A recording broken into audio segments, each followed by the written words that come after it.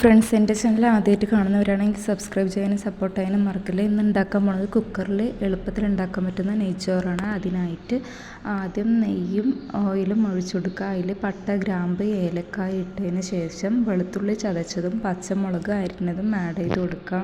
വെളുത്തുള്ളിയിലെ പച്ചമണം പോയതിന് ശേഷം വലിയുള്ളി അരിഞ്ഞതും ആഡ് ചെയ്ത് കൊടുക്കാം. അതും അല്പം ഉപ്പും ആഡ് ചെയ്ത് നന്നായിട്ടൊന്ന് മിക്സ് ചെയ്ത് കൊടുക്കാം. വലിയുള്ളി നന്നായിട്ട് മുരിഞ്ഞ് വന്നു കഴിഞ്ഞാൽ അതിലേക്ക് മല്ലിയിലയും പുതിനയും ആഡ് ചെയ്തിട്ട് ഒരു ബൗൾ അരിക്ക് 1.5 ബൗൾ വെള്ളം വെച്ച് നമുക്ക് അതിലേക്ക് ഒഴിച്ചു കൊടുക്കാം.